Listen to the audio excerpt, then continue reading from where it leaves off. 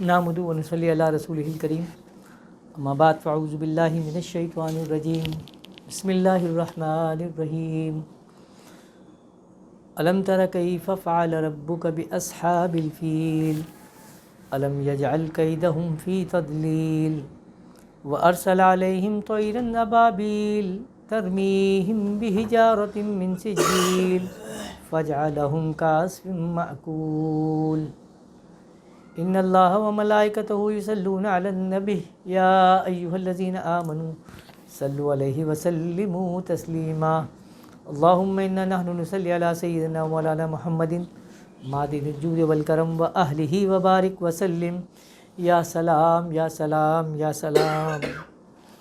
ستیزہ کار رہا ہے ازل سے تا امروز، چراغ مصطفی سے شرار بولہا بیست۔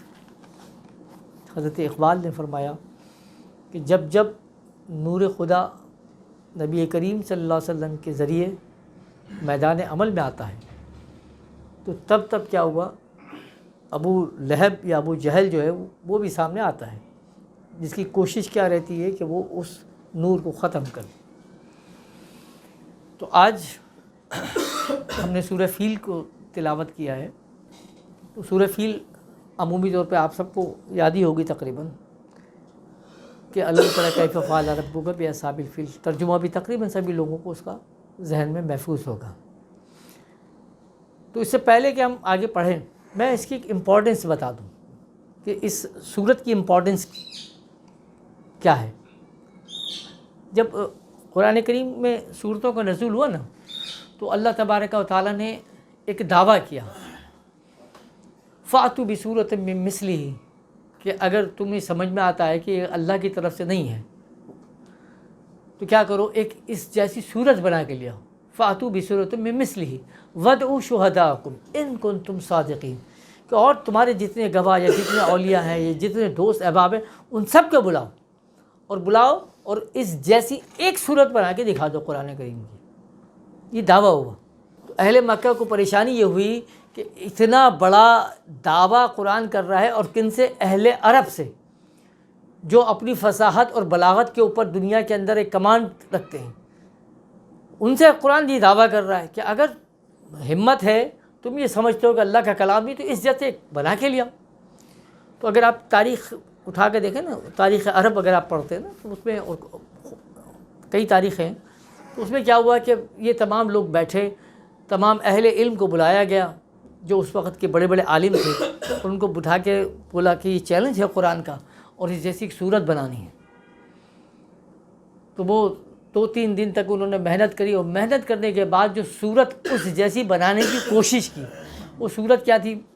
وہ سورہ فیل تھی۔ یعنی انہوں نے پورے قرآن سے اگر چوز کیا تو کس کو چوز کیا؟ سورہ فیل کو، کہ اس جیسی ایک صورت بنا کے دکھائیں گے ہم۔ تو وہ صورت انہوں نے بنائی، اس کا نام بھی انہوں نے رکھا سورہ فیل۔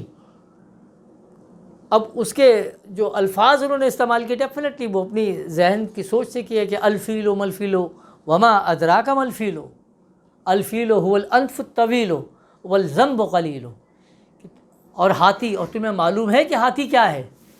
ہاتھی وہ ہے جس کی ناک لمبی ہوتی ہے اور جس کی دم جو ہے وہ چھوٹی ہوتی ہے۔ تو یہ آیات انہوں نے اپنی تحریر کر کے پیش کی کہ ہم جو ہے وہ سورہ فیل کے جو ہے جیسی ایک آیت لے کر آ گئے۔ تو پورے قرآن میں سے اگر انہوں نے چوز کیا تو کس کو کیا؟ سورہ فیل کو۔ اب دیکھو، اللہ تعالیٰ شعوری طور پر یا لا شعوری طور پر کرواتا ہے ایک کام، تو کافروں سے ایک کام کروایا تو اس نے بھی چوز کون سی کی؟ سورہ فیل کو۔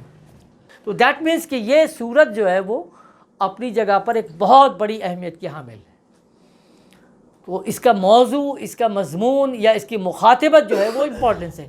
لیکن افسوس کیا ہے کہ ہم نے قرآن کریم کا جب ہم مطالعہ کرتے ہیں تو وہ کیا کیا کہ ہم نے ہر چیز کو، واقعے کو ایز اٹ از واقعات میں لے کر گئے، تو اس سے کیا ہوا کہ وہ ایک کہانی اور کتاب، قصوں کی باتیں محسوس ہونے لگی۔ جیسا میں نے لاسٹ ٹائم کہا کہ موسیٰ علیہ السلام کی اگر ہم نے بات کری تو موسیٰ علیہ السلام جب فرعون کے دربار میں گئے تو انہوں نے ہے نا کہ لاٹھی ڈالی، سانپ بن گئی، یہ ہو گیا، کھا کے، تو کیا ہو گیا؟ تو دو جادوگروں کی لڑائی ہو گئی نا۔ قرآن یہ کہتا ہے کہ انہوں نے کہا یہ تو تم سے بڑا جادوگر ہے، فرعون نے یہ کہا۔ تو ظاہری بات ہے آپ جس طرح سے آپ پریزنٹ کر رہے ہو ایسا ہونا نہیں چاہیے تھا، کیونکہ قرآن اتنی چھوٹی بات نہیں کر سکتا۔ قرآن کا مطالبہ یا قرآن کا مقصد یہ نہیں ہوتا کہ کسی کو جادوگر بنانا یا کسی کو کرنا، جس طرح ہم کبھی کسی نبی کی نبوت کو ثابت کرنے کے لیے کیا کرتے ہیں، اس کے معجزات کو بیان کرتے ہیں۔ تو کیا نبوت معجزے کی جو ہے وہ متقاضی ہے، یا جب تک معجزہ نبی سے اگر ظاہر نہ ہو تو کیا اس کی نبوت سچی نہیں؟ تو نبوت اگر معجزے کے ساتھ ریلیٹڈ کر دیا جائے تو یہ کون سا کمال ہو گیا؟ یعنی میں کوئی عام آدمی ہوگا تو وہ بولے گا جی فلاں نبی ہے یا فلاں نبی تھے، کیا پہچانے؟ وہ اس لیے کہ ان کا یہ معجزہ تھا، تو بھائی اللہ مجھے معجزہ دے گا تو میں بھی نبی بن جاتا۔ نہیں، معجزات سیکنڈری چیز ہوتے ہیں، یہ پرائمری چیز نہیں ہوتے، ڈیمانڈ نہیں کرتے۔ نبی کریم سے جب پوچھا صحابہ کرام نے کہ یا رسول اللہ آپ کا معجزہ کیا ہے، تو آپ نے یہ نہیں کہا کہ میں چاند کے 2 ٹکڑے کر دیے، میرے اشارے پر جو ہے وہ درخت چل کر آ گیا، یا کنکر نے کلمہ پڑھ دی، نہیں، آپ نے فرمایا میرا معجزہ سب سے بڑا کیا ہے؟ قرآن ہے، سب سے بڑا میرا معجزہ۔ یعنی آج جو ہے پوری کائنات کا سب سے بڑا اگر معجزہ ہے تو وہ قرآن ہے۔ قرآن آپ کو یعنی قرآن کو اگر آپ پیش کرتے ہو تو قرآن کے سامنے سب عاجز۔ اسی لیے جب سورہ فیل کے متبادل لے کر آ رہے ہیں تو کیا ہوا، تو وہ جب آیات یا صورت لکھ کر لگائی انہوں نے، تو جو خود اہل عرب کے دانشور ہیں وہ پڑھ کے ہنسنے لگے، بولے یہ کوئی کلام ہے کہ ہاتھی کیسا ہوتا ہے؟ تمہیں معلوم ہے ہاتھی کیسا ہوتا ہے؟ ہاتھی وہ جس کی ناک لمبی ہو، جس کی دم چھوٹی ہو، اس کو ٹھیک ہے، یہ کوئی کلام ہے؟ اس سے بہتر تو کوئی اور شاعری ہو جاتی۔ تو یہ بات ہے۔ تو آج مطلب ہمیں صرف مطالعہ یہ کرنا چاہیے کہ الم تر کیف فعل ربک باصحاب الفیل، جو سورہ فیل میں اللہ پوچھ رہا ہے کہ کیا تم کو معلوم ہے کہ ہم نے ہاتھی والوں کے ساتھ کیا کیا؟ آپ کو معلوم ہے ہاتھی والوں کے ساتھ کیا کیا؟ آپ کو معلوم ہے ہاتھی والوں کے ساتھ کیا کیا؟ کیا آپ نے دیکھا؟ الم ترا، کیا تو نے دیکھا؟ اللہ پوچھتا ہے کہ ہم نے ہاتھی والوں کے ساتھ کیا کیا؟ نہ تم نے دیکھا نہ میں نے دیکھا، لیکن اللہ مجھ سے بھی پوچھ رہا ہے، آپ سے بھی پوچھ رہا ہے۔ تو نبی کی قسم پر نازل ہوا، نبی کس نے پوچھ رہا ہے، تو نہیں دیکھا، دیکھنا چاہیے، ہمیں پوچھنا چاہیے کہ اصحاب فیل کے ساتھ ہم نے کیا کیا۔ اللہ فرماتا ہے الم تر کیف فعل ربک باصحاب الفیل الم یجعل کیدہم فی تضلیل، کہ کیا ہم نے اس کے قید کو ضلالت میں یا برباد نہیں کر دیا اس کے قید کو؟ تو بھی قید سے کیا مطلب ہے؟ آپ لوگ ماشاءاللہ سے سمجھ میں آ رہا ہے نا عبداللہ صاحب؟ قید، ہاں، چال یا پھر چال ہے نا، چال ترکیب، تو اس کو بولتے ہیں۔ تو اس چال میں اور ارادے میں یا چال میں اور نیت میں جو ہے فرق، تو یہ پہلے سمجھنا چاہیے۔ یعنی ایک تو میں بولوں نا، یہ بڑا امپورٹنٹ کا جملہ ہے یہ، کہ اللہ جی نے فرمایا الم یجعل کیدہم فی تضلیل، کیا ہم نے اس کے قید کو، تو قید کس کو کہا جاتا ہے؟ یعنی ایک شخص ہے، کسی کے ساتھ اس کی دشمنی ہے، اسے آیا اور اس کے بچے کو قتل کر دیا، یہ کیا ہوا اس کا؟ یہ اس کا ایک ارادہ تھا، یا اس نے کیا کیا کہ اس کی دشمنی تھی، تو اس نے کیا کیا، اس بچے کو قتل کر دیا۔ ایک یہی سیناریو ہے، لیکن وہ کیا کرتا ہے، وہ یہ نیت سے قتل کرتا ہے کہ میں اس کے بچے کو قتل کر دیتا ہوں تاکہ اس کی پوری نسل ختم ہو جائے۔ سمجھ میں آئی بات؟ فیل دونوں ایک ہی ہے نا۔ ایک میں کیا ہوا، اس کے اندر ارادہ کچھ نہیں، یعنی ایسی نیت نہیں تھی، بدنیت ہی نہیں تھی، قید نہیں تھا اس کے اندر، یعنی مکاری نہیں تھی۔ اور ایک فعل کیا ہے، وہ صرف دشمنی تھی یا اسے مار دیا، لیکن ایک نے یہ سوچ کے مارا کہ میں اس کے بچے کو قتل کرتا ہوں تاکہ اس کی نسل ختم ہو، اس کو کہا جاتا ہے قید۔ یہ ذہن میں فرق رکھ لیں۔ تو جب اللہ یہ فرما رہا ہے کہ الم یجعل کیدہم، تو اس کے کیا مطلب ہوا کہ اب جو ہم بھی کہتے ہیں کہ ابرہہ آیا، اس کا مقصد کیا تھا کہ اس نے خانہ کعبہ کو ڈھانا چاہا تاکہ خانہ کعبہ کو گرا دے۔ تو خانہ کعبہ کو گرا دینا تو یہ تو سمپل کیا ہوا، اس کا ایک فعل تھا، لیکن اس کا ارادہ کیا تھا، اس کے پیچھے اس کی سازش کیا تھی، اس کے پیچھے اس کی چال کیا تھی، وہ پتہ ہونا چاہیے۔ تو اللہ نے یہ نہیں بولا کہ ہم نے اس کے گرانے کے فعل کو جو ہے وہ ختم کر دیا، وہ تو اللہ نے 20 لوگوں کو ختم کر دیا اس طرح سے، جنہوں نے اللہ کے گھر کو ڈھانا چاہا یا نبی کریم صلی اللہ علیہ وسلم کو برباد کرنا چاہا، تو اللہ نے ان کو برباد کر دیا۔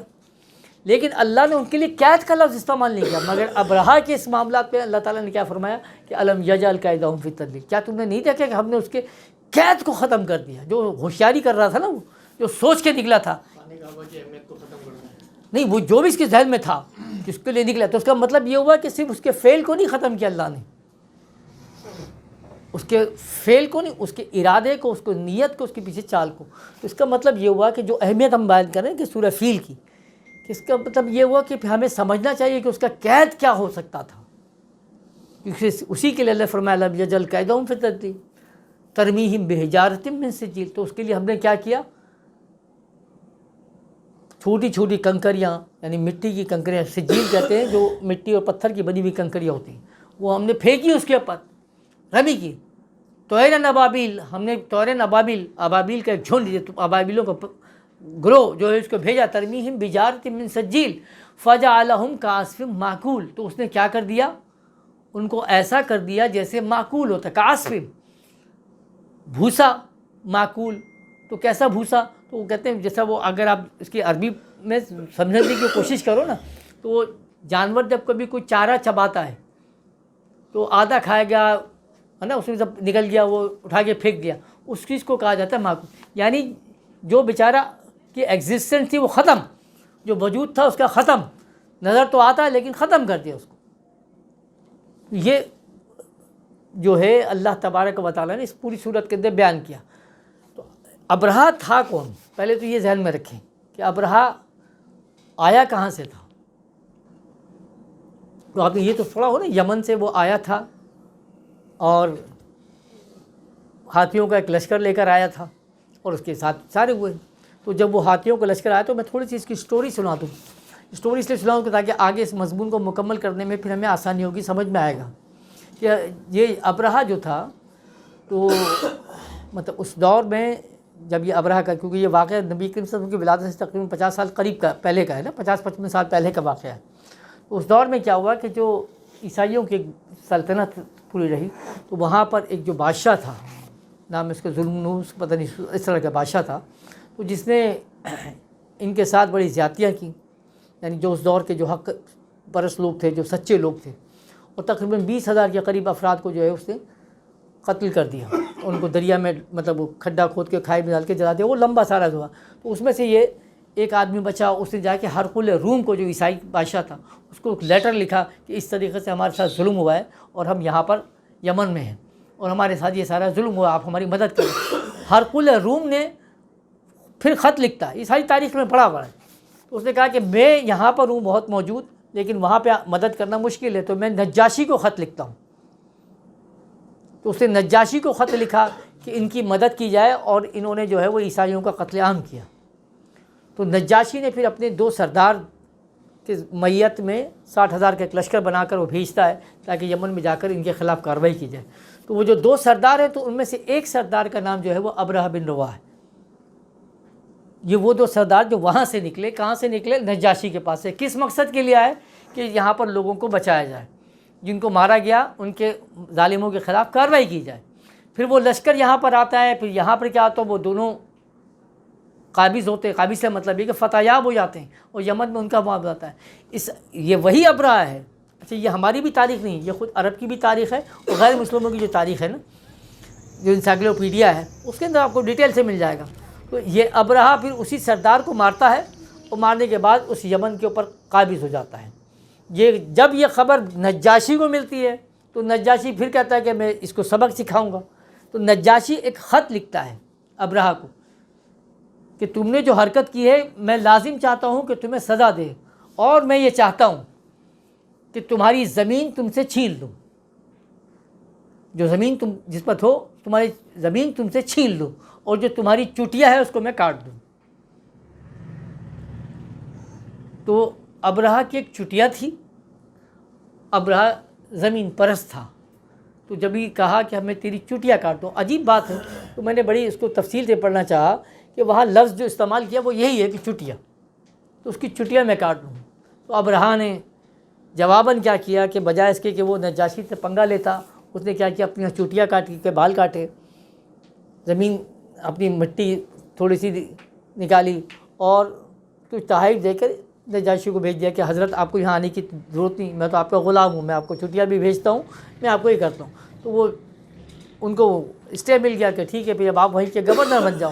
یہ یمن کے گورنر بنتے رہے، وہاں پہ چلتے رہے. جب حج کا موسم آتا تھا، لوگ حج کے لیے جاتے تھے، تو ابراہ صاحب کو بڑی تشویش کیا ہوئی کہ یہ تمام کے لوگ جو یہاں سے حج کے لیے جاتے ہیں، کیونکہ حج تو اس دور میں سبھی نے کیا نا، سب کو آتے تھے طواف کے لیے، تو اس کے دماغ یہاں پہ چلنا شروع ہوتا ہے. وہ یہ سوچتا ہے کہ یہ سارے کے سارے لوگ جب یہ مکہ جاتے ہیں تو اگر مکے کی جگہ یہاں میرے یمن میں ہوں، کم از کم جو اطراف کے لوگ ہوں، تو یہ جو میرا یمن جو ہے وہ اکنامکلی کیا ہوگا، اسٹیبلش ہو جائے گا. بجائے اس کے کہ لوگ وہاں جائیں، یہاں پر آئیں گے. ڈیفینیٹلی اگر آپ کے علاقے میں تو کچھ بھی نہیں ہے، اگر یہاں پر وہ تبلیغی جماعت کا اجتماع ہو جائے، دعوت اسلامی کا اجتماع ہو جائے، تو لاکھوں لوگ یہاں پر آ کے اجتماع ہو جائے گا. اب وہ 3 دن تک رہیں گے تو ان کو کھانا بھی ہے، پینا بھی ہے، سب بھی چاہیے، تو سب چھوٹے چھوٹے اسٹال لگا لیں گے، سب کی بکری ہوتی ہے. ایسے ہی ہوتا ہے نا ہر جگہ پہ. تو اب اگر حج کا اجتماع وہاں ہونے لگ جائے یا لوگ وہاں پہ آنے لگ جائیں، تو پھر اس نے ایک چال چلتا ہے. پھر وہ کیا کہتا ہے، وہ نجاشی کو خط لکھتا ہے کہ میں یہاں پر چاہتا ہوں کہ ایک ایسی عبادت گاہ تعمیر کروں جو دنیا میں مطلب بڑی شاندار ہو، اور لوگ جو ہے دور دور سے اس عبادت گاہ کے لیے آئیں. نجاشی نے اس کو اپروول دے دی، ٹھیک ہے جی آپ بنائیں. تو وہ بناتا ہے ایک ایسی عبادت گاہ کہ جو بہت عالی شان ہے اور بہت اونچی ہے، اور اتنی اونچی تھی کہ جو لکھا ہے کہ جب اوپر دیکھیں تو وہ ٹوپی انسان کی گر جائے، تو اسی لیے بنو قلیس، اس کو قلیس کہا گیا، یعنی ایسا مینار جس کو دیکھنے سے انسان کی ٹوپی گر جاتی ہے. تو ویسے مینار ٹوپی پاکستان میں بھی بن گئے، پھر بعد میں بھی بن گئے. خیر، تو وہ بنایا اس نے. اس کے بعد اس نے اناؤنس کیا کہ جو اہل یمن ہیں یا یمن کے اطراف کے لوگ ہیں ان کو باؤنڈ کیا جائے کہ وہ یہیں پر آئیں، بجائے اس کے کہ وہ مکہ جائیں. وہ مکہ کس لیے جاتے ہو، کہ طواف کرنے کے لیے. وہاں پہ جو عبادت کرو گے، جو ریاضت کرو، وہ ریاضت اسی عبادت خانے میں کرو. یہ بات جب پھیلتی ہے، یہ باؤنڈنگ ہوتی ہے، تو پھر کیا ہوتا ہے، اہل قریش وہاں پہ پریشانی ہوئی کہ یہ لوگوں نے کیوں پابندی لگائی. اس کے بعد کیا ہوتا ہے کہ وہ اس گرجا گھر میں کسی نے جا کر کوئی غلاظت کر دی، یا ایک تاریخ میں یہ بھی آتا ہے کہ کسی نے جا کے اس گرجا گھر کے اندر آگ لگا دی. تو اس کی وجہ سے وہاں بربادیاں ہوئی، اور اس بربادی کی وجہ سے کیا ہوا کہ لوگوں نے وہاں پر بتایا کہ یہ بنو قریش کے لوگ ہی تھے، یعنی قریشی لوگ تھے جنہوں نے اشارہ کیا، کیونکہ قریش جو ہے اس بات پر ناراض ہے کہ تم نے مکہ جانا لوگوں کو بند کر دیا. تو جس کے جواب میں پھر ابرہہ نے کیا کیا کہ اب میں ایسا کام کروں کہ ان کے مکے کو ڈھا دوں، ختم کر دوں. انہوں نے ہماری عبادت گاہ کو برباد کیا، اب میں ان کی عبادت گاہ کو ختم کرتا ہوں. یہ وہ ریزنز، یہ وہ حالات جو تاریخ میں بیان کیے گئے. یہ ابرہہ کا بیک گراؤنڈ ہے. تو وہاں سے پھر وہ ایک لشکر لے کر چلتا ہے جس میں وہ سوچتا ہے کہ میں ایسی قوت ساتھ لے کے جاؤں جو عرب کے لیے انہونی ہو. تو چنانچہ اس نے کیا کیا، ہاتھیوں کا سلیکشن کیا، اور ہاتھیوں کا وہ لے کر آیا، یمن سے لے کر آتا ہے. حالانکہ عجیب سی بات ہے کہ ہاتھیوں کو یمن سے لے کر آ کر مکے میں لے کر آتے ہیں، تو مکے کی سرزمین تو لقودق صحرا ہے، ہاتھی تو مر جائے گا یہاں پر، کیسے آئے گا یہاں تک. بہرحال وہ لکھا گیا ہے، تو لقودق صحرا ہے، وہاں تک ہاتھیوں کا آنا، پھر ہاتھیوں کے لیے اتنا پانی چاہیے، اتنا کھانا پینا، وہ سب کیسے ارینج کر سکتا ہے. تو بہرحال وہ اب یا تو ایک ہاتھی ہوگا یا 2 ہاتھی ہوں گے زیادہ سے زیادہ، وہ ہاتھیوں کو لشکر. خیر یہ اس بحث میں ہم نہیں پڑھتے. تو وہ یہاں پر آتا ہے، اور آنے کے بعد پھر جو وہ مکے کے پاس اس کا پڑاؤ بنتا ہے، اور مکے کے پاس جب پڑاؤ بنتا ہے تو اس کے بعد آپ کو معلوم ہے کہ تاریخ میں کیا ہوتا ہے کہ جب حضرت عبد المطلب جو کہ وہاں کے سردار ہیں، تو وہ جو مخاطبت کرتا ہے کہ جو یہاں کے سردار ہیں، جو متولی ہیں، مجھے ان سے مخاطبت کر دیں. تو حضرت عبد المطلب وہاں تشریف لے کے گئے، اور حضرت عبد المطلب جب تشریف لاتے ہیں تو وہ ایک بڑا رعب کا عالم ہوتا ہے، دیکھتا ہے، ان سے مروب ہوتا ہے. لیکن پھر کیا ہوا، جب آپ نے مخاطبت کی تو اس کے الفاظ کیا ہیں، یعنی اس کے بادشاہ کے، ابرہہ کے، وہ کہتا ہے کہ میں یہاں پر کسی سے جنگ کرنے نہیں آیا، بلکہ میں صرف اس خانہ کعبہ کو ڈھانے کے لیے آیا ہوں. ہاں اگر کوئی اس کو بچانے کے لیے یا اس راہ میں رکاوٹ ڈالنے کے لیے کھڑا ہوگا تو پھر میں اس کو برباد کر دوں گا. تو میں آپ سے کیا کہتا ہوں کہ آپ اپنی قوم سے کہیں کہ اس راہ میں رکاوٹ نہ بنے. مقصد کیا؟ مقصد یہ ہے کہ میں جو ہے وہ آپ کو غلام بنانے نہیں آیا، آپ کو قتل کرنے کے لیے نہیں آیا، لیکن جو مرکز آپ کا ہے اس کو ڈیمولش کرنے کے لیے آیا ہوں. بس یہ میرا مقصد ہے. اب اس راہ میں رکاوٹ نہیں بنیے گا. اب آپ کہیے آپ کی کیا ڈیمانڈ ہے؟ تو آپ نے کہا کہ بھائی میری کیا ڈیمانڈ ہے؟ میری ڈیمانڈ تو یہ کہ جو آپ میرے اونٹ آپ نے قبضے میں لے لیے، آپ کی فوج نے لے لی، وہ ہمیں واپس کر دیجیے. تو حیران ہوتا ہے، بولتا ہے کہ اونٹ کے لیے آئے ہو؟ میں تو سمجھا اپنے خانہ کعبہ کے چکر میں آئے ہوگے، اپنی عبادت خاں کے لیے آئے ہو. تو آپ نے فرمایا کہ جو جس کا مالک ہوتا ہے اس کو اسی کی پریشانی ہوتی ہے نا بھائی. میں مالک کس کا ہوں؟ اونٹوں کا. تو مجھے اونٹوں کی پریشانی ہے، یہ خانہ کعبہ یہ کس کا، اس کا مالک کون ہے؟ اللہ ہے، تو اس کو پریشانی ہوگی، میرے کو کائے کو پریشانی؟ میرے اونٹ میرے حوالے کر، تو جان، اللہ جانے گا۔ تو وہ آپ نے اپنے اونٹوں کو مطالبہ کیا، اونٹ لے کر آپ واپس مکے میں آ جاتے ہیں۔ مکے میں آنے کے بعد آپ نے اہل مکہ سے مخاطبت کی خانہ کعبہ، وہ لمبا واقعات ہے۔ تو پھر اس کے بعد اہل مکہ سے آپ نے ریکویسٹ کی یا سب بات کی کہ آپ لوگ سب کے سب پہاڑوں پہ چلے جائیں۔ تو پہاڑوں میں جا کر وہ تمام جو اہل مکہ جو تھے وہ جا کر روپوش ہو گئے۔ تو پھر اس کے بعد وہ داخل ہوا، جو ہے وہ طیر ابابیل ترمیہم بحجارۃ من سجیل کا واقعہ آتا ہے کہ وہ پھر ابابیلیں آئیں تو وہ فجعلہم کعصف معقول ہو گئے، تو وہ ایسے ہو گئے جیسے سوکھے ہوئے بھوس ہو گئے۔ اب سوال ہمارے پاس یہ پیدا ہوا جو ہم یہ سوچتے ہیں کہ ابرہہ جو وہاں سے چلا ہے، تو اگر آپ دیکھو کہ اس نے ڈیمانڈ کیا کر رہا ہے، وہ میں یہ نہیں چاہتا کہ تم لوگوں کو قتل کروں، میں کس کو ڈیمولش کرنے کے لیے آیا ہوں؟ خانہ کعبہ۔ کیوں؟ کیونکہ وہ کیا ہے، اکنامیکل آپ کا وہاں پہ ہب بن جاتا ہے عرب کا وہ مکہ۔ تو آج اگر میں اس ہب کو گرا دوں گا، مکہ خود ہی ختم ہو جائے گا، کیونکہ مکے کی آمدنی کیا ہے؟ مکے کے پاس کوئی جو ہے وہ زراعت نہیں ہے نا، کوئی ہاپاشی نہیں، صرف ایک کھجور چل رہی ہے۔ تو اب وہاں جو مین ہب جو بنتا ہے معیشت کا، وہ مکہ کب بنتا ہے؟ حج کے موقع پر۔ دنیا کے لوگ وہاں پہ آ رہے ہیں، اور وہاں پہ آ رہے ہیں تو ڈیفینیٹلی ٹریڈنگ بھی کر رہے ہیں، وہاں سے لے کر آ رہے ہیں، یہاں سے لے کر جا رہے ہیں۔ تو وہ دنیا کا اکنامی، جس طرح آج آپ بول رہے ہو نا کہ دبئی جو ہے وہ فری پورٹ ہے، اس زمانے میں اگر آپ بولو گے تو فری پورٹ بنا ہوا تھا مکہ۔ تو وہاں کیا خوشحالی بھی تھی، ابراہیم علیہ السلام کی جو دعا تھی کہ یا اللہ اہل مکہ کو جو ہے ہمیشہ خوشحال رکھ، وہ پوری ہو رہی تھی، چل رہی تھی۔ ابرہہ کی سوچ کیا ہے؟ ابرہہ کی سوچ یہ ہے کہ میں اس اکنامیکل ہب کو ختم کروں گا۔ اس نے سوچا یہ ہے کہ میں ان کو تباہ کرنے کے لیے جو لاؤں گا تو وہ ایسی فورس یا ایسی فوج لے کر آؤں جو اہل عرب کے لیے نہیں ہو، یعنی طاقتور ترین لاؤں اور ان کے لیے عجیب ترین چیز ہو، وہ لا کر میں یہاں پہ کروں گا۔ پھر اللہ تبارک و تعالیٰ اس کے جواب میں کیا کرے گا؟ اللہ تبارک و تعالیٰ جواب میں اس کی کیا کرتا ہے؟ وہ بولتا ہے کہ جتنی تم طاقتور ترین چیز لے کر آتے ہو اس کو تباہ جو کروں گا تو میں کس سے کروں گا؟ جو بظاہر کمزور ترین چیز ہے۔ ہوا نا؟ یعنی ابابیل، اب میں ابابیل کو ویسی ایز چیز لیتا ہوں، ابابیل تو ابابیل جو ہے وہ چڑیا سے بھی چھوٹا پرندہ ہوتا ہے، چڑیا سے بھی چھوٹا پرندہ ہے، جبکہ ہاتھی جو ہے وہ طاقتور ترین لمبا ترین ہے۔ تو اس ہاتھی والوں کو مارنے کے لیے اللہ تعالیٰ کو چنتا تو شیروں کو چن لیتا، گھوڑوں کو چن لیتا، اونٹوں کو چنتا جو لمبے لمبے ہیں نا، تو ان سے وہ اللہ تعالیٰ کام کروا نہیں۔ اللہ بولتا نہیں، جب میں اپنا کام کروا رہا ہوں، یعنی اپنی بات منوانے آ رہا ہوں، تو اللہ کیا کر رہا ہے؟ اللہ طاقتور ترین کے سامنے کمزور ترین قوم کو کھڑا کرتا ہے، کمزور ترین لوگوں کو کھڑا کر رہا ہے، یعنی کمزور ترین چیزیں دکھا رہا ہے، اور پھر ان سے جو ہے وہ ان کی بربادی کر کے دکھاتا ہے۔ تو جو ابرہہ کا قید یہ ہے کہ میں تباہ و برباد کروں گا ان کی معیشت کو، ان کو ختم کر دوں گا۔ اللہ بولتا ہے میں ان کی قید کو ختم کرتا ہوں، اس کے یعنی وہ آتا ہے کہ میں اس کی یعنی اکنامکس تباہ کر دوں گا یا مسلمانوں کو برباد کر کے ختم کر دوں گا۔ تو اللہ بولتا ہے میں اپنی بات منوانے کے لیے آتا ہوں۔ تو اللہ کیا کرتا ہے کہ وہ خود میدان میں اترتا ہے، یعنی جب عرش والا فرش پر آ جائے تو پھر فرش والوں کی خیر نہیں رہتی، پھر فرش والوں کی خیر نہیں رہتی نا، کیونکہ ترمیم بحجارۃ من سجیل قرآن کریم میں 2 جگہ ہے نا، سورہ ہود کے اندر بھی آ جائے، ابراہیم علیہ السلام میں۔ تو آپ نے کہا کہ تو وہ اللہ کیا فرماتے ہیں کہ ہم نے ان کے اوپر پتھروں کی بارش کری، وہی ہوا، عذاب کی صورت بتاتا ہے اللہ تعالیٰ۔ تو یہی تمام صورتحال کب پیدا ہوئی؟ جب یہ یہاں پر ابرہہ کیا آتا ہے۔ تو اللہ یہ دکھاتا ہے کہ جب ہاتھی کے مقابلے میں اللہ تعالیٰ کس کو لے کر آ رہا ہے؟ ابابیل کو لے کر آ رہا ہے، کمزور ترین چیز کو لا۔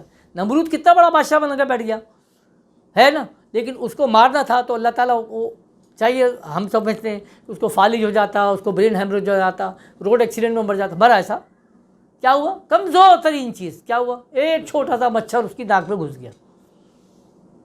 تو وہ کیڑا ناک میں گھس جائے وہ نکلتا نہیں نا، وہ اور پریشانوں کے اندر گھستا ہے، گھستا گھستا جب یہاں پہنچ جاتا ہے وہ زندہ بھی رہتا ہے، نکل بھی نہیں پاتا۔ تو یہی تھا۔ تو نمرود کی روایت کیا ہے کہ وہ 2 جو ہے ہمیشہ اس کے پاس ملازم کھڑے رہتے تھے جو صرف اس کے سر پہ جوتے مارتے تھے، کیونکہ وہ کیڑا ذرا سا ہلتا تھا وہ مچھر، تو اللہ ذلیل کیسے کر رہا ہے، دیکھ لو، یعنی اتنا بڑا بادشاہ اس کی ضلالت دکھانی ہے کہ اس کو ذلیل کرنا دنیا کے سامنے، تو وہ دربار میں جو ہے وہ روز جوتوں کے ساتھ پٹ رہا ہے، وہ دکھا رہا ہے کہ یہ ہے اس کی حیثیت، یہ اس کا مقام اللہ تعالیٰ دکھا رہا ہے۔ وہ چنگیز خان کے اب جو چنگیز خان کا جو وہ ہلاکو خان جو ہلاک ہو گیا، پوتا جو تھا نا، تو وہ گھوڑے سے گر کے مر گیا تھا، وہ تو گھوڑے سے گر کے ایسے ہی مر گیا، انہوں نے نہیں، اس کا پورا واقعہ جو مطلب تاریخ میں بتاتے کہ وہ صبح اٹھ کے جب وہ قتل عام کے لیے باہر آیا میدان کے اندر، تو وہاں پہ جو ہے ایک بیچارہ بوڑھا آدمی تھا، ضعیف آدمی تھا، تو وہ بھی اسی لائن میں کھڑا ہوا ہے جو قاتلوں کی لائن ہے۔ تو وہ بوڑھے نے دیکھا کہ بھائی یہ انہوں نے آرڈر دے دیا کہ قتل کرنا شروع کرو، تو اس نے کیا کیا، تو وہ اپنے آپ کو یعنی چھپا کے نظریں بچا کے دوسری لائن میں چلا گیا کہ میرا نمبر جو ہے دوسرے نمبر پہ آئے گا۔ وہاں سے وہ دیکھ رہا ہے، وہ دیکھ کے وہ ہنسنے لگا چنگیز خان کہ مطلب کہاں تک بچے گا۔ پھر پہلی لائن ختم ہو گئی، دوسرا کا شروع ہو گیا، تیسری پہ چلا گیا آخری لائن میں۔ تو تیسری لائن کے اندر نمبر شروع آ گیا، تو آخر میں وہ بچا بوڑھا آدمی، تو جب اس کو مارنے کے لیے آیا تو روکتا ہے، تو اس سے پوچھتا ہے کہ بھائی مطلب تو جو اتنی ہوشیاری دکھا رہا ہے تو کس بات پہ دکھا رہا تھا، کیا میری تلوار سے تو بچ جائے گا؟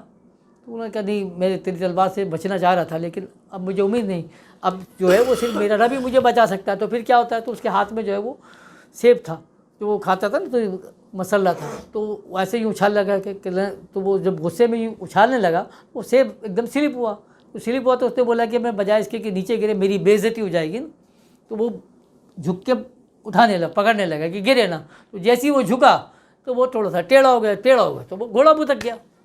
اب وہ گھوڑا بتکا تو وہ گھوڑا بتک کے تو اس کو گھسیٹتے ہوئے لے گیا۔ اب جب تک اس کے لوگ اس کو روکتے وہ اس کا بیڑا غرق ہو گیا، مر گیا۔ چنگیز خان ہاں، ہلاکو خان کا یا چنگیز خان کا، ہلاکو خان کا۔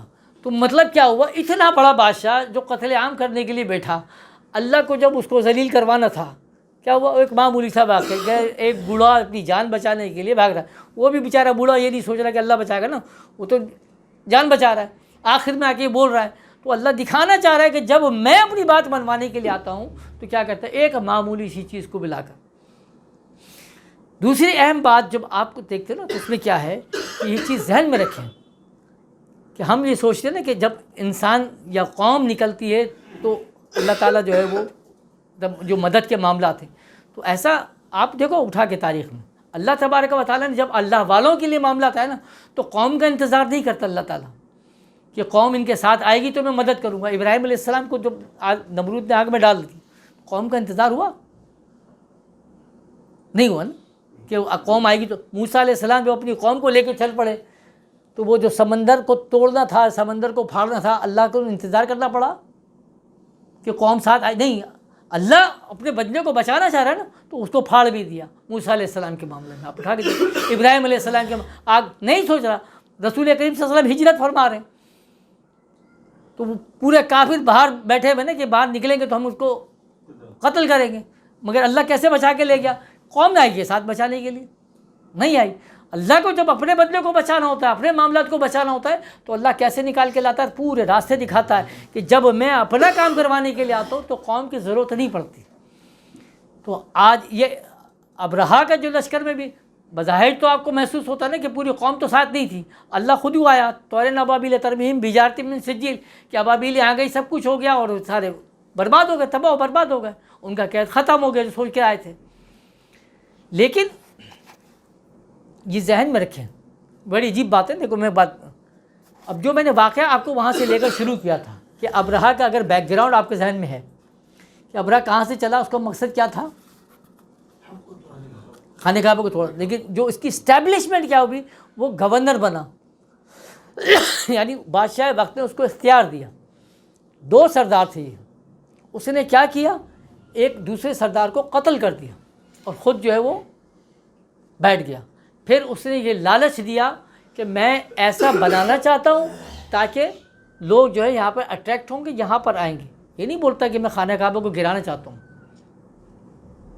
کبھی نہیں بولا نجاشی کو، اس نے کہا کہ میں ایسا بنانا چاہتا ہوں تاکہ لوگ یہاں پر آئیں اور بڑی۔ تو اس کا مطلب دیکھیں، آپ ذہن میں رکھیں کہ شیطان کا جب معاملات ہوتے ہیں، جب کافر کا جو معاملہ ہوتا ہے، جب وہ بربادی کرنے کے لیے آپ کو آتا ہے تو کبھی بھی آپ کو یہ نہیں بولے گا کہ میں تمہاری مسجد گرا دوں گا، وہ ہمیشہ کیا کرے گا کہ وہ نمازی کو گرا دے گا۔ یعنی جب نمازی نہیں ہوں گے تو مسجدیں خود ہی برباد ہو گئیں، خود ہی ختم ہو جائے گی. یعنی آپ کی سوچ، آپ کی فکر آپ کو اس کو ڈائیورٹ کر دے گا، ختم ہو گئی. جب آپ کی سوچ ختم ہو گئی تو آپ جتنی چاہے بلڈنگ بنا لو، کیا ہوگا؟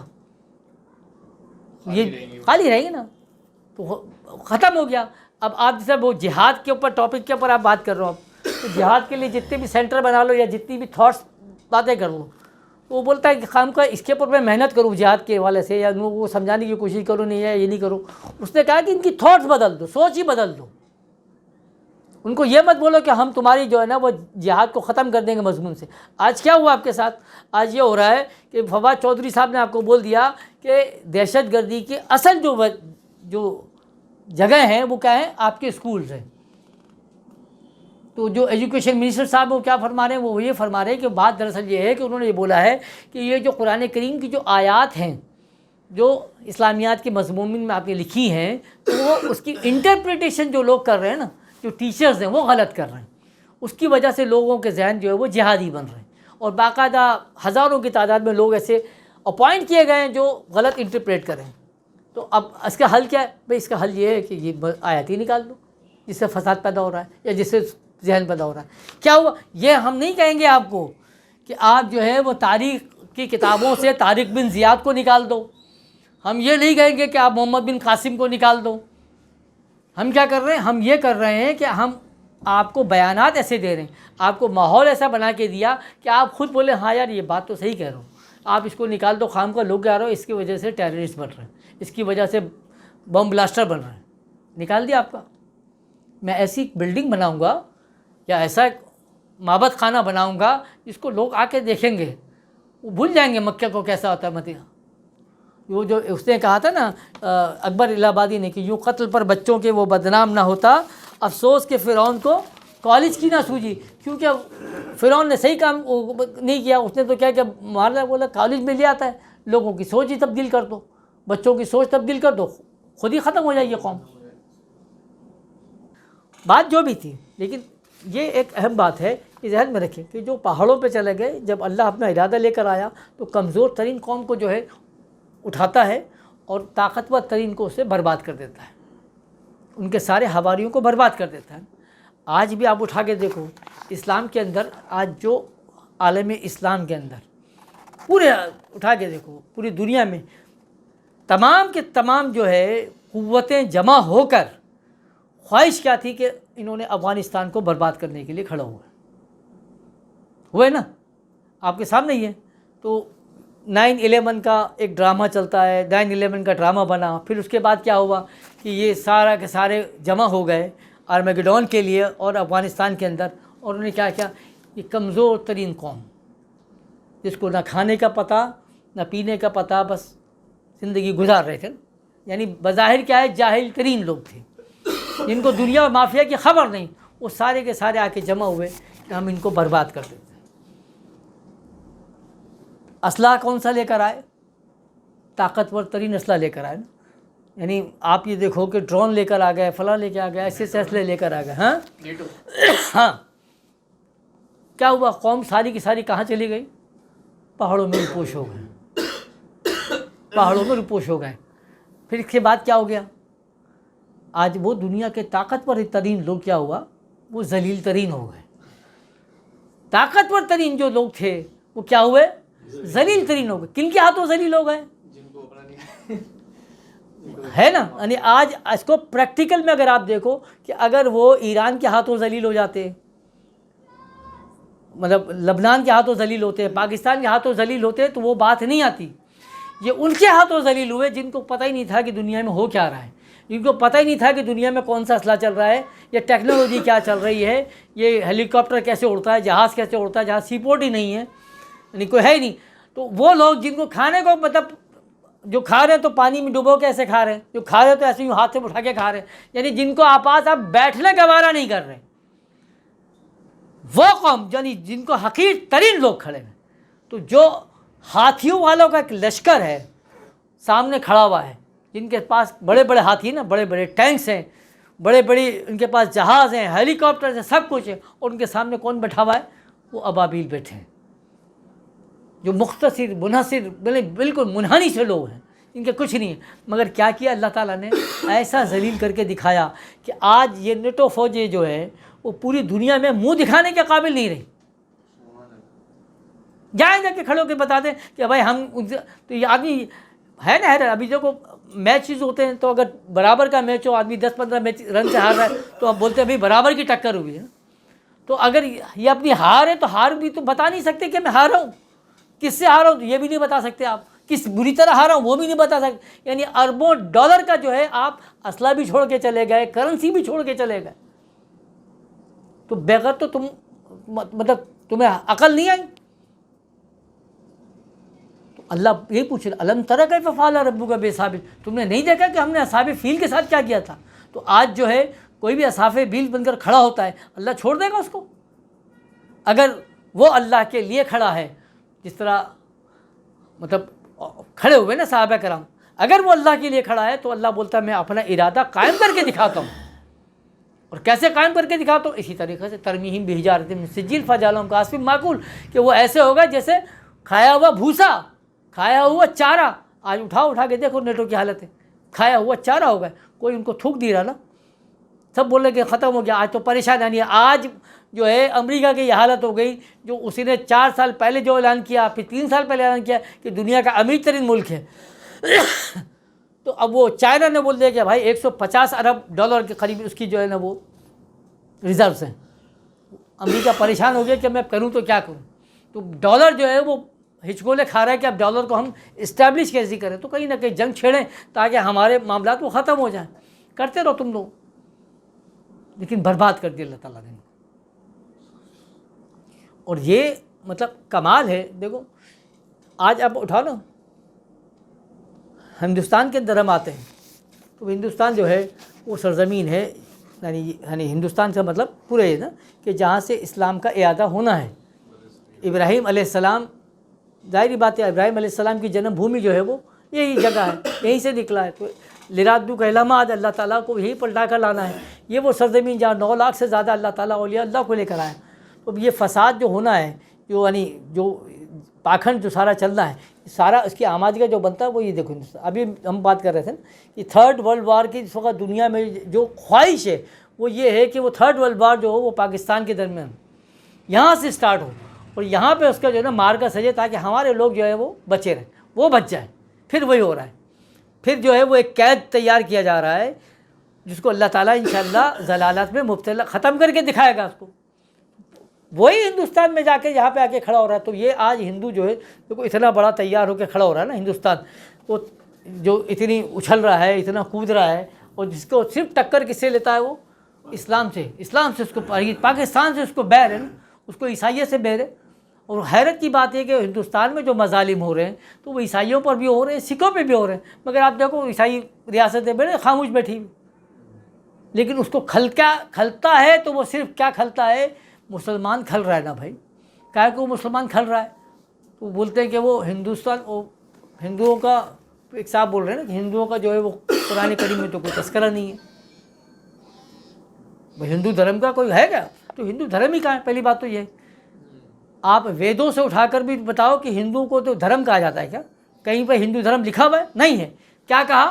سناتا دھرم، یعنی ہندو جس کو فالو کر رہے ہیں وہ ہے سناتا دھرم۔ تو سناتا دھرم جو ہے، سناتا سنسکرت میں سناتا کس کو بولتے ہیں معلوم ہے؟ سناتا کہتے ہیں قائم رہنے والے کو۔ سناتا کس کو کہا جاتا ہے؟ قائم رہنے والے کو، دھرم دین کو۔ تو اگر اس کو عربی میں بولے تو کیا ہے وہ؟ دین القیم، دین القیم، قائم رہنے والا دین۔ تو قائم رہنے والا دین جو ہے وہ انہوں نے کہا تو سناتا دھرم۔ سناتا دھرم اسلام سے بہت پہلے کا ہے نا، ہزاروں سال پہلے کا ہے، جس کو انہوں نے کہا کہ ہم جو ہے وہ منو کے جو ہے وہ فالوورز ہیں، یعنی حضرت نوح علیہ السلام کے، انہوں نے کہا کہ ہم اسی اپنے آپ کو ان سے نسبت دیتے ہیں۔ تو سناتا دھرم تو پہلے سے ہی ہے، جو دین رہنے والا قائم ہے، بعد میں اس کی تبدیل ہے، جس کو قرآن کا فرماتا ہے کہ ذالک دین القیم، قائم رہنے والا جو دین ہے۔ یہی وجہ ہے کہ سب سے زیادہ اگر بشارات ملتی ہیں اسلام کے حوالے سے، نبی کریم صلی اللہ علیہ وسلم کے حوالے سے، نبی کریم کی اولاد کے حوالے سے، امہات المومنین کے حوالے سے، اصحاب کرام کے حوالے سے، تو وہ آپ کو ملیں گی تو سناتا دھرم میں۔ تو آج مطلب کل روز قیامت کوئی ہندو یہ نہیں بول سکتا کہ جی ہمارے اندر تو کوئی نبی نہیں آیا تھا یا ہمارے کو کسی نے ہدایت نہیں دی تھی. تو اسی لیے جو حضرت قبلہ عالم نے فرمایا نا کہ یہ ہر مسلمان کی فرض ہے، ڈیوٹی ہے کہ وہ ایک ہندو کو جا کر اس کو بتائے کہ مطلب تیرے اندر جو موجود ہے وہ کون ہے، وہ رسول کریم صلی اللہ علیہ وسلم ہے، جس کی وجہ سے تیرے دھرم کو سناتن دھرم کہا گیا. وہ اس وقت تک سناتن دھرم نہیں بن سکتا جب تک تو نبی کریم صلی اللہ علیہ وسلم کو قبول نہیں کر رہا تھا. اب وجہ کیا ہے؟ اب یہی وجہ ہے کہ جب تک انہوں نے نبی کریم صلی اللہ علیہ وسلم کو قبول نہیں کیا تو وہ کیا رہا، وہ سناتن دھرم سے ہٹ کر وہ بن گیا ہندو دھرم. کیونکہ سوچ ختم ہو، اپنی سوچ ڈال دی. اللہ کا جو مذہب تھا، جو اوتاروں نے جو آپ کو بیان کیا، اس کو آپ نے اٹھا کر کیا کیا، سائڈ پہ کر دیا. وہ سائڈ پہ کرنے کے بعد کیا کیا، وہ آپ اپنی سوچ اور فکر لے کر آئے. تو ظاہری بات ہے وہ کیا رہا، سناتن دھرم نہیں رہا، وہ کیا رہا پھر، وہ ہندو دھرم رہا. سناتن دھرم تو اب بھی موجود ہے. اسی لیے کہ آج آپ کوئی بھی وید اٹھائیں، کوئی بھی پران اٹھائیں، کوئی بھی شاستر اٹھائیں تو اس میں ملے گا آپ کو سناتن دھرم ہی ہے، کیونکہ اس کے اندر نبی کے سب کی بشارتیں آپ کو مل. تو حیرت کی بات یہ ہے کہ دنیا کی جو مذہبی کتابیں صحائف موجود ہیں، ہر ایک میں نبی کریم صلی اللہ علیہ وسلم کی بشارات موجود ہیں. لیکن جتنی کثرت سے کتابوں میں اگر تذکرہ نبی قسم کا ملے گا وہ صرف سناتن دھرم کے اندر. کیوں؟ کیونکہ یہ وہ واحد قوم ہے جس نے کبھی اپنے آپ کو یہ نہیں کہا کہ ہم فلاں نبی کے فالوور ہیں. یعنی آپ پارسیوں کو اٹھائیں گے تو بولیں گے ہم زرتشت علیہ السلام کے فالوور، عیسیٰ علیہ السلام کے فالوور مل جائیں گے آپ کو، ہے نا، ابراہیم علیہ السلام کے فالوور، سب کے فالوور ملیں گے. ان سے پوچھو تم کس نبی کے فالوور ہو، تو یہ 33 کروڑ دیوی دیوتاؤں کو سامنے پریزنٹ کرتے ہیں. کیوں؟ کیونکہ بتاتے ہوئے شرم آ گئی تھی کہ ہم کس کے فالوور نہیں بتا رہے، کیونکہ آپ نے سناتن دھرم ختم کر دیا اور اٹھا کے کیا لے کے آئے، ہندو دھرم کو لے کر آئے. یہ ہندو دھرم آ گیا. یعنی یہ وہی سناتن دھرم کہ جس نے کہا کہ لمبی لمبی زلفوں والا ہوگا. تو اوتاروں کو کہا نا، اوتاروں نے کہا تو کیا ہوا، تو کہا کہ لمبی لمبی زلفیں رکھنا ہے. تو ان کے سارے جتنے بھی آپ اٹھائیں تو جنہوں نے سنیاس لیا یا جو راہب ہو گئے، فنا ہو گئے اپنے دین کے اندر، تو انہوں نے کیا کیا اپنے مذہب میں کیا، ان کو نے تو زلفیں رکھی. لیکن جو دین کا پاکھنڈ بن کر بیٹھا، جو مطلب جس نے حقائق کو چھپا کر یعنی سناتن دھرم کو ختم کر کے ہندو دھرم بنایا، تو وہ اپنی چوٹیاں لے کر گھومتا ہے نا. آپ اٹھا کے دیکھو تو جتنے یوگی ہوں گے ان کی چوٹیاں نہیں ہوتی، لیکن جو پنڈت ہوتا ہے اس کی چوٹیاں رہتی ہے. ہاں، یہاں سے وہاں سے سب گنجا کرے گا اور اپنی ایک چوٹیاں نکال کر رکھتا ہے باہر. بتاتا ہے کہ میں جو ہوں اصل میں یوگی نہیں ہوں، میں وہ ہوں جس نے سناتن دھرم کو ہندو دھرم میں بدل دیا. اسی لیے اٹھ کے صبح اٹھتے وہ مٹی کو جو ہے اپنے اوپر لگاتا ہے. یہ دیکھو وہ بناتا ہے، مٹی کا تلک بناتا ہے، گیرو کا تلک نہیں لگائے گا. پنڈت اٹھے گا تو وہ کیا کرے گا، مٹی کا تلک لگاتا ہے، یہ مٹی کی پوری لائن بناتا ہے. وہ بتاتا ہے کہ سب سے زیادہ مٹی کی محبت مجھ سے ہے. اٹھا کے میں نے بتایا نا کیا ہوا تھا. یہ ابرہہ جو تھا وہ کیا تھا، ابرہہ کے لیے نجاشی نے کہا کہ میں تیری چوٹی کاٹ دوں گا اور تیری زمین تجھ سے چھین لوں گا. تو ابرہہ نے بولا کہ میری چوٹی کیا کاٹتے ہو، میں کاٹ کے آپ کو دیتا ہوں، میں آپ کو زمین بھی دیتا ہوں. آج وہی ابرہہ کی اولاد یہاں کھڑے ہو کر کیا کرتی ہے، وہ بولتی ہے یہ دیکھو چوٹی ہماری ہے، اس کی عکاسی کرتے ہوں. وہ اصحاب فیل تو وہ ہاتھی کو لے کر آیا. یہ پنڈت نے لے کر ہاتھی کو پوجا کروانا شروع کر دی. بولا یہ گنپتی پپا لے کے آ گئے نا. اب وہ گنپتی کیا تھے، وہ گنپتی تو مولا علی کو کہا جاتا ہے. تو وہ مولا علی تو بھلا دیا انہوں نے، کیونکہ وہ سناتن دھرم جو ہے وہ یہ کہتا ہے کہ گنپتی جو ہے وہ حضرت مولا علی ہیں، جن سے سارے علم کے خزانے نکلتے ہیں. تو اس نے کہا نہیں سناتن دھرم پڑھو گے، مولا علی کی شان بیان کرو گے تو تم تو سناتن دھرم میں شامل ہو جاؤ گے، جس کو اللہ نے قرآن میں آ کر کہا کہ ذالک الدین القیم، یہی سناتن دھرم ہے جو اسلام ہے، جس کو تمام جو ہے اوتاروں نے بیان کیا تھا. اور آج نبی کے صلی اللہ علیہ وسلم نے اس کو پیش کر دیا. بولا نہیں اس کو نہیں لینا ہے تو کس کو لینا ہے، ہمارے ہندو دھرم کو. اب ہندو دھرم اگر گنپتی پپا کو پیش کرے گا تو مشکل ہو جائے گی. اس نے بولا نہیں گنپتی پپا کے لیے تو گنپتی پپا کے لیے ہاتھی بنا کے بھیجتا ہوں، وہ ہاتھی کی سونڈ بنا کے بھیجتا ہوں. اور شکل انسان کی، لیکن وہ سونڈ اس کے کائے کو لگا دیا، نہیں بتا سکتا. وہ یہی وہ ہے نا جو لے کر گیا، وہ سامری کو لے کر گیا وہاں پہ ساری آپ کو ریزمبلنس ملے گی. وہ ہاتھی کا رنگ جو ہے وہ اب یہ بیان کرتے ہیں، ہاتھی کا رنگ بھورا بھی رہتا ہے لیکن ہاتھی کا رنگ جو ہے وہ کالا رہتا ہے.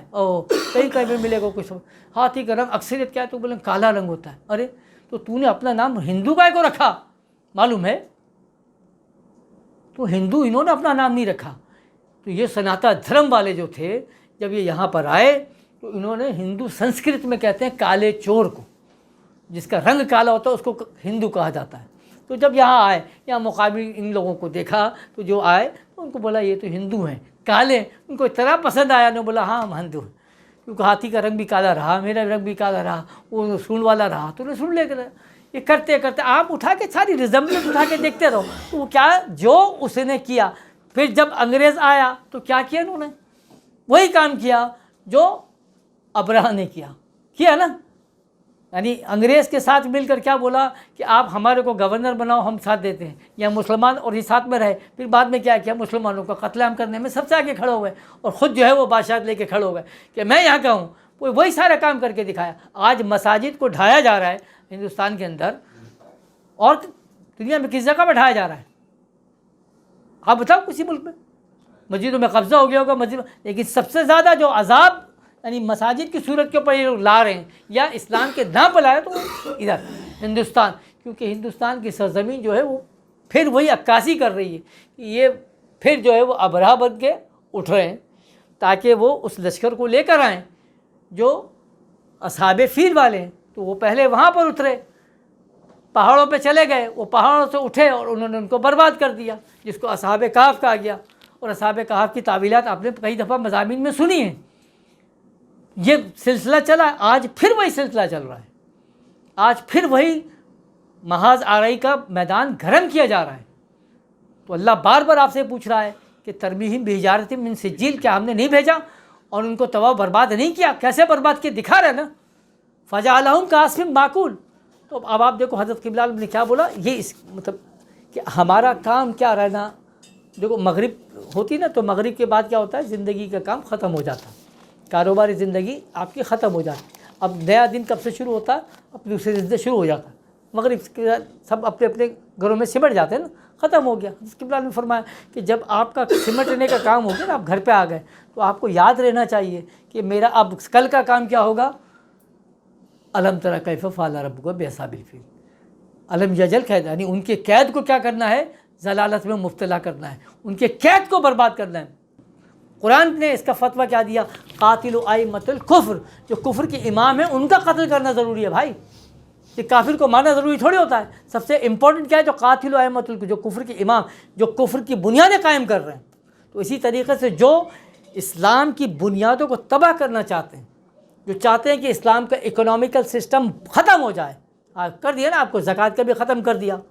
اب زکوٰۃ کو اتنا مطلب انہوں نے اختلافی کر دیا کہ آپ پریشان ہو گئے نا. زکوٰۃ کا سسٹم جو ہم نے پڑھا زکوٰۃ، تو آج کہاں پر زکوٰۃ کا سسٹم اپلائی ہو رہا ہے؟ کہاں دکھ رہا ہے کہ زکوٰۃ سے بالیدگی اور نشوونما پیدا ہو رہی ہے؟ نہیں ہو رہا، کہیں سے بھی کوئی سسٹم نہیں ہو رہا. صرف کیا کیا زکوٰۃ کی آڑ میں لا کر کیا کیا، آپ کو بھکاری بنا دیا نا. یعنی آپ کو یہ ذہن میں بنایا کہ آپ کا زکوٰۃ جو ہے وہ کیا ہے، وہ صرف جسم کی زکوٰۃ تو ہے ہی نہیں، آپ کے صلاحیتوں کی زکوٰۃ نہیں ہے. آپ کو پہلے تو یہ بتا دیا کہ صرف زکوٰۃ جو ہوتی ہے وہ مال کی ہوتی ہے، بس مال نکال دو آپ. ارے بھائی اللہ نے مجھے بولنے کی صلاحیت دی تو اللہ کے لیے بولوں کہ نہیں بولوں، یہ زکوٰۃ ہے کہ نہیں ہے؟ آپ 24 گھنٹے جو ہے وہ اپنی دنیا کے لیے وقت نکال رہے ہو، 2 گھنٹے اللہ کے لیے نکال رہے تو اس کی زکوٰۃ کیا ہوئی؟ ہر آدمی وہ اگر وہ زکوٰۃ نکالے گا تو سسٹم بن جاتا. اس نے بولا نہیں بابا یہ ساری چیزیں نہیں چاہیے. کیا چاہیے؟ آپ بہت مصروف رہتے ہیں، بہت تھکے رہتے ہیں، تو آپ کو کیا چاہیے؟ زکوٰۃ زکوٰۃ نکالی تو زکوٰۃ سے بھی ایک سسٹم بننا چاہیے تھا نا. زکوٰۃ سے یہ ہونا چاہیے تھا، یعنی جو آج زکوٰۃ لینے کے لیے آیا اگلے سال کیا کرے گا؟ وہ زکوٰۃ، یہ سسٹم تھا اسلام کا، اس کو ڈیمیج کیا. انہوں نے کہا نہیں آپ زکوٰۃ ایسے نہیں، آپ زکوٰۃ کیسے ڈسٹریبیوٹ کریں؟ آپ ایسا کریں کہ فٹ پاتھ پہ بیٹھ کے لوگوں کو کھانا کھلا دیں. ابھی اتنا دکھ ہوتا ہے آج، مطلب جب میں جمعے کی نماز کے لیے نکلتا ہوں تو وہ ہماری آفس کے سامنے سے اتنی لمبی لائن لگی ہوئی ہوتی ہے نماز سے پہلے کھڑے ہوئے، تو وہاں 3 دسترخوان لگ رہے ہوتے ہیں. سیلانی کے دسترخوان الگ ہے، چھیپا والوں کو دسترخوان تھوڑا سا آگے جا کر ہے، اور اس سے پہلے جو ہے نا وہ آئیے ہمارے ساتھ کھانا کھائیے، وہ الگ دسترخوان ہے، وہ کسی اور صاحب کا ہے.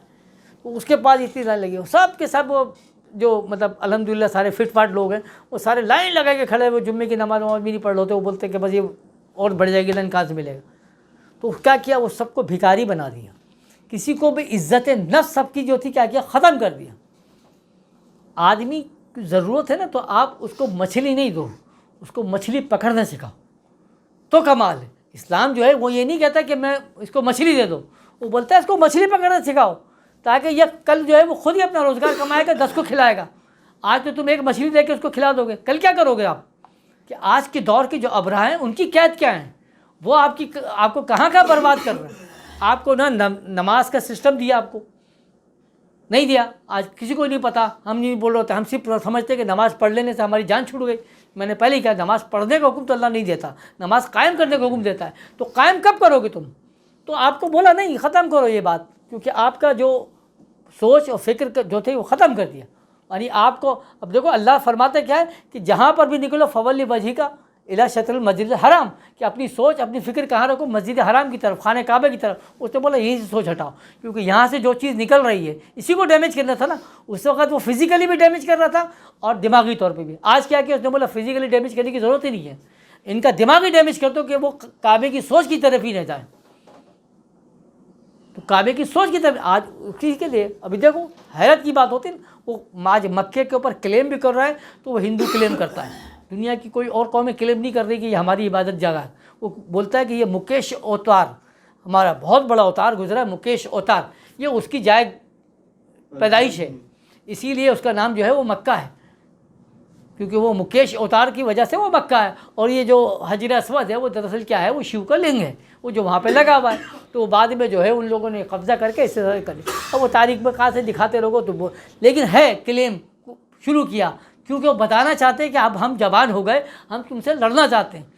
اب وہ بتانا ہی چاہتے ہیں کہ کل قیامت کے دن، اب دیکھو نوح علیہ السلام کے متعلق اللہ تعالیٰ فرماتا ہے قرآن کریم میں کہ نوح علیہ السلام سے اللہ پوچھے گا کہ اے نوح، کیا تو نے اپنی قوم کو جو ہے ہدایت نہیں دی تھی، بتایا نہیں تھا؟ تو آپ فرمائیں گے ہاں میں نے بتایا۔ تو ان کی قوم کہے گی نہیں ہمیں تو نہیں بتایا۔ تو آپ نے کہیں گے کیا تمہارے درمیان یہ تمام آیتیں تلاوت نہیں کی؟ آج یہی وہ قوم ہے جو کھڑے ہو کے کیا بولے گی کہ ہمیں تو کسی نے نہیں بتایا تھا، ہمیں تو کسی نے سمجھا، جس وجہ سے 9 لاکھ سے زیادہ اولیاء اللہ آئے اسی سناتا دھرم کے لوگوں کو سمجھانے کے لیے کہ تمہارا دھرم سناتا دھرم ہے، ہندو دھرم نہیں ہے۔ لیکن آج وہ ہندو بن کر کھڑا ہو رہا ہے، وہ چٹیاں نکال کر کھڑا ہوتا ہے۔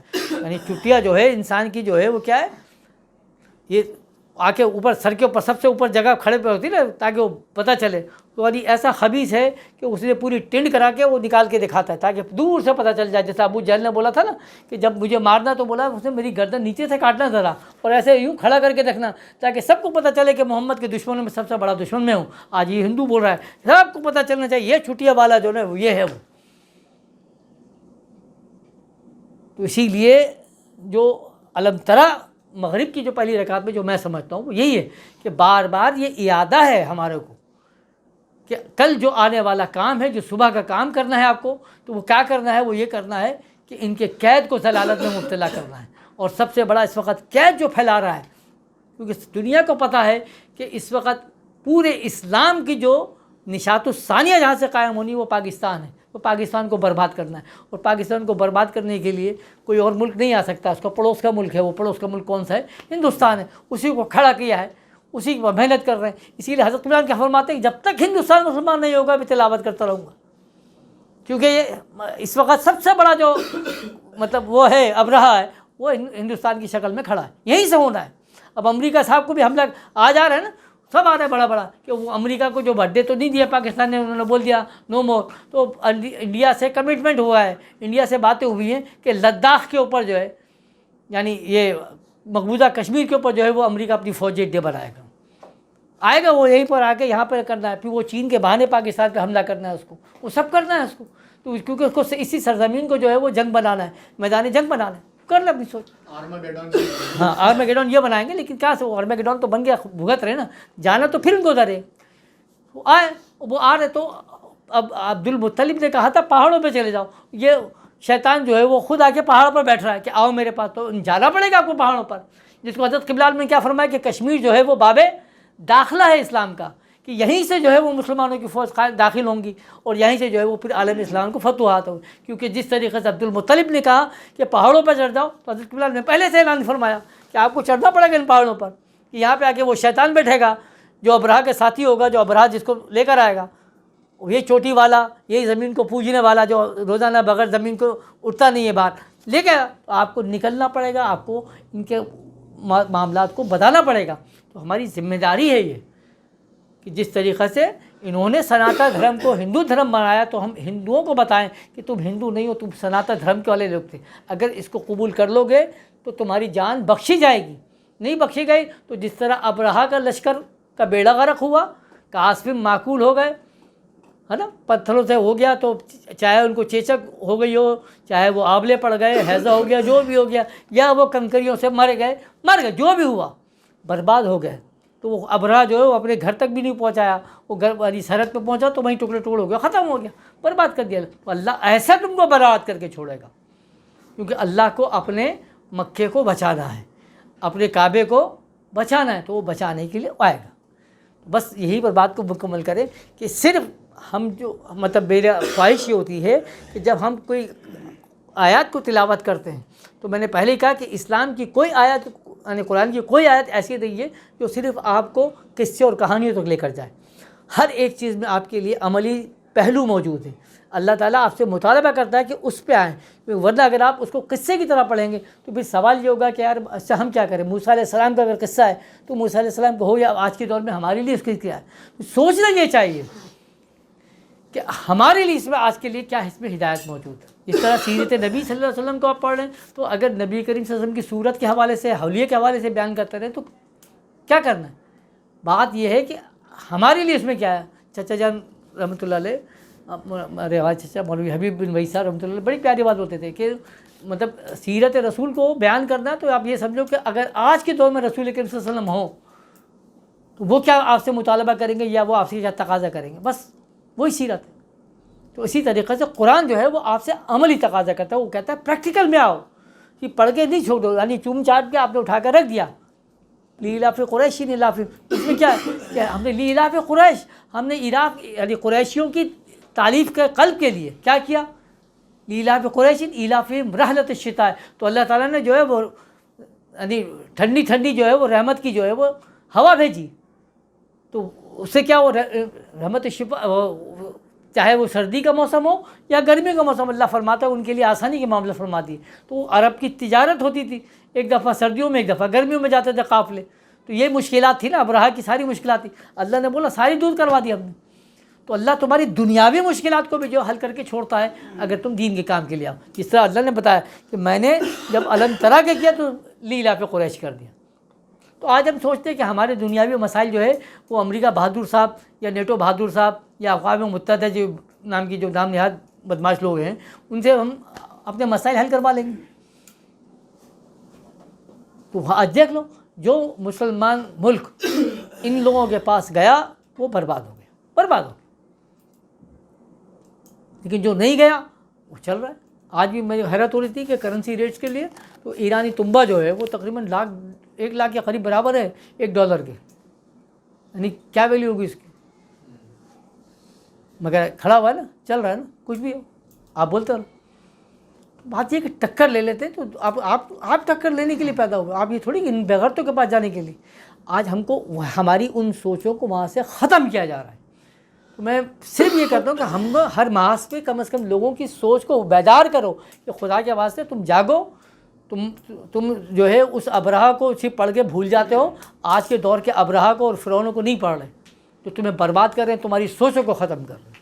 آج تم کو لے کے جا رہے ہیں، آج غلام تم کو نہیں بنایا جا رہا۔ ابراہیم نے کیا کہا تھا؟ میں تمہارے کو قتل نہیں کرنا چاہتا، تمہاری قوم کو صرف کیا چاہتا ہوں، اس کعبے کو ڈھانا چاہتا ہوں، اور اگر اس کعبے کو ڈھانے کی راہ میں کوئی رکاوٹ بنے گا تو آج بھی یہی ہے، آج اس اسلام کی تعلیمات کو وہ ڈھا رہا ہے، آپ اس کے خلاف بولنے کے کھڑے ہو جاؤ تو آج سب سے پہلے آپ کو اریسٹ کیا جائے گا، وہ مار دیا جائے گا، قتل کر دیا جائے گا۔ یہی ہو رہا ہے۔ تمہارے اللہ تبارک و تعالیٰ سے دعا فرمائے کہ اللہ تعالیٰ ہم نے جو پڑھا، جو سمجھا، اس کو اپنی بارگاہ میں قبول و منظور فرما، اس پہ عمل کرنے کی توفیق عطا فرما، جو اس میں سچ ہے، جو اس میں حق ہے، اس پر عمل کرنے کی بھی ہمیں توفیق عطا فرما دے۔ اللہ تعالیٰ ہمیں فتنہ دجال سے محفوظ فرما دے۔ اللہم ارنا الحق حقا وارنا الباطل باطلا والحقنا بالصالحین۔ سیدنا ابوبکر نے فرمایا کہ اللہ تعالیٰ ہمیں جو حق ہے اس کو حق دکھا، جو باطل ہے اس کو باطل دکھا، اور جو صالح لوگ ہیں ان سے ہمارا الحاق فرما دے۔ اللہ تعالیٰ عزت الاسلام والمسلمین۔ اللہم حافظنا وانت خیر الحافظین، اللہم ارحمنا وانت خیر الراحمین۔ یا رحمان یا رحیم یا کریم استغیث برحمتک یا ارحم الراحمین۔